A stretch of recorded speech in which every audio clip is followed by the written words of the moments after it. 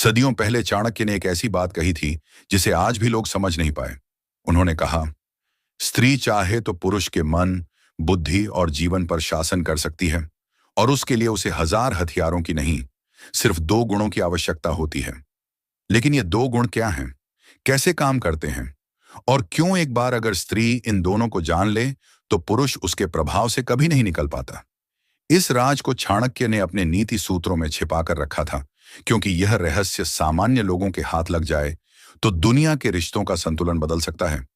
आज हम वही गुप्त रहस्य खोल रहे हैं, चाणक्य का वह ज्ञान जिसे जानकर स्त्री पुरुष के अंदर तक उतर जाती है और बिना आवाज उठाए, बिना अधिकार जताए, बिना किसी संघर्ष के उसके पूरे जीवन पर शासन कर लेती है। लेकिन ये दो चीजें समझने से पहले एक बात समझना जरूरी है। पुरुष के मन का किला बाहर से नहीं टूटता, वह अंदर से जीता जाता है, और स्त्री ही वह एकमात्र शक्ति है जो इस किले में बिना तोड़े, बिना लड़ाई के प्रवेश कर सकती है। चाणक्य कहते हैं, पुरुष का मन तलवार से नहीं, स्पर्श और शब्दों से जीता जाता है। और अब कहानी शुरू होती है उस अद्भुत ताकत की जो स्त्री को राजा नहीं बल्कि रानी बनाती है।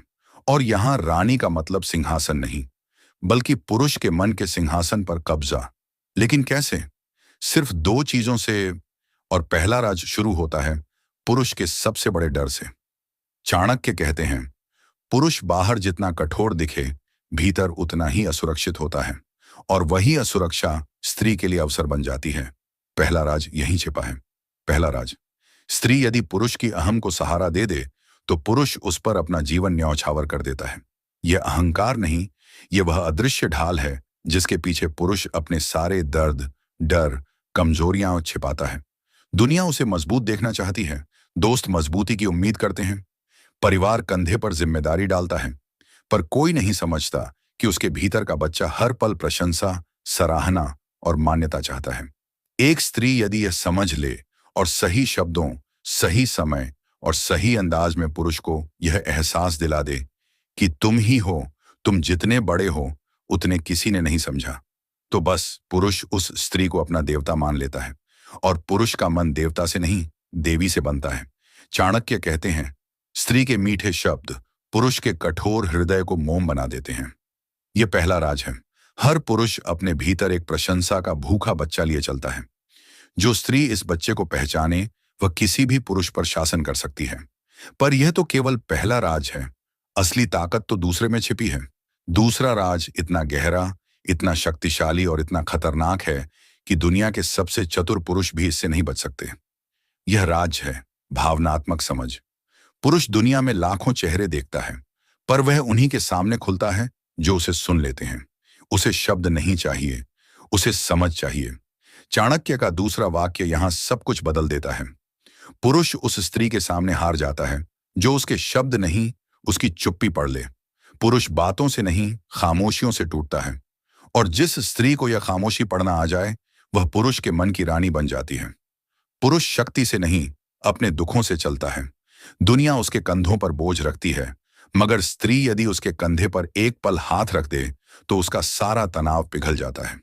इसे मनोविज्ञान में इमोशनल बॉन्डिंग कहा जाता है, लेकिन चाणक्य इसे मन पर अधिकार कहते हैं। अधिकार जो बिना मांगे मिलता है, अधिकार जो बिना लड़े मिलता है, अधिकार जिसे एक बार मिल जाए तो पुरुष कभी उससे मुक्त नहीं हो पाता। पुरुष भले तर्क का दास हो, पर वह उस स्त्री का कभी विरोध नहीं कर पाता जो उसे अंदर से समझती हो। यही दूसरा राज है। स्त्री यदि पुरुष को समझने लगे तो उसके दिल का किला अपने आप खुल जाता है। लेकिन रुको, कहानी यहीं खत्म नहीं होती, क्योंकि इन दोनों राजों को अपनाने के बाद स्त्री क्या बनती है? वह पुरुष की दुनिया नहीं बदलती, पुरुष की वजूद बन जाती है। वह उसकी कमजोरी नहीं, उसकी सबसे बड़ी शक्ति बन जाती है। पुरुष ऐसी स्त्री से भागता नहीं, बल्कि उसे खोने के डर से खुद ब खुद बदलने लगता है। यही वह बिंदु है जहां स्त्री का प्रभाव शासन में बदल जाता है, बिना क्राउन, बिना थ्रोन, बिना हुक्म। और चाणक्य कहते हैं, राज करना वह नहीं जो डंडे से चलाए, राज वह जो मन से चलाए। अब एक बड़ी बात, स्त्री यह दो ताकतें हासिल करती कैसे हैं? उसे कैसे पता चलता है कौन से शब्द पुरुष के दिल को छूते हैं? कैसे वह जानती है कौन सी चुप्पी किस दर्द की ओर इशारा करती है? इसी गहरे ज्ञान से पार्ट 2 शुरू होगा, जहां असली गेम खुलता है। कैसे ये दो शक्तियां स्त्री को पुरुष के मन की रानी बनाती हैं, कैसे वह बिना बोले पुरुष को अपने हिसाब से चलाने में सक्षम हो जाती है, और कौन सी तीन गलतियां स्त्री को इन शक्तियों से दूर कर देती हैं। और अब बात वहीं से शुरू होती है जहां असली राज खुलता है। स्त्री ये दो शक्तियां हासिल कैसे करती है? क्या यह हुनर जन्म से आता है या यह सीखा जाता है?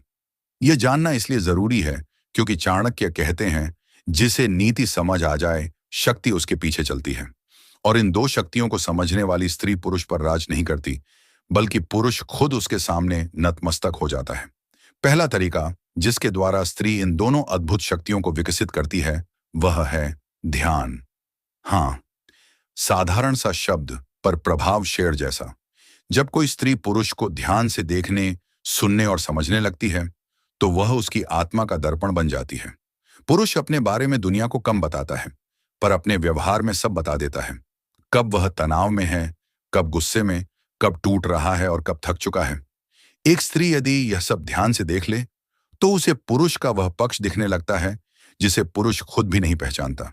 यही ध्यान धीरे धीरे उसे पुरुष की सबसे गहरी कमजोरियों तक प्रवेश दे देता है, और यहीं से शुरू होता है मन पर नियंत्रण। चाणक्य कहते हैं, ध्यान वह ताला है जो बिना आवाज के खुलता है, और पुरुष का मन ऐसा ही ताला है जिसे दुनिया हथौड़े से खोलने की कोशिश करती है, लेकिन स्त्री एक नजर से खोल देती है। दूसरा तरीका है धैर्य। पुरुष की सबसे बड़ी कमजोरी यह है कि उसका मन जल्दी बदलता है। वह गुस्से में जल्दी निर्णय लेता है, दुख में जल्दी टूटता है और खुशी में जल्दी बहक जाता है। लेकिन स्त्री की शक्ति धैर्य है। वह वक्त का इंतजार करती है, सही पल का इंतजार करती है, सही भावना का इंतजार करती है। चाणक्य ने इसी को स्त्री की सबसे खतरनाक शक्ति कहा। धैर्यवान स्त्री को पराजित करना असंभव है। पुरुष जितना उत्तेजित होता है, स्त्री उतनी स्थिर होती है, और जब स्थिर मन अस्थिर मन को काबू में ले लेता है तो वहीं से शुरू होता है अदृश्य राज। जो स्त्री पुरुष की भावनाओं को धैर्य से संभाल ले, वह उस पर राज नहीं करती, वह पुरुष के भीतर उसका मंदिर बन जाती है। अब यहां सबसे बड़ा मोड़ आता है। स्त्री इन दो शक्तियों का इस्तेमाल कर क्या हासिल करती है?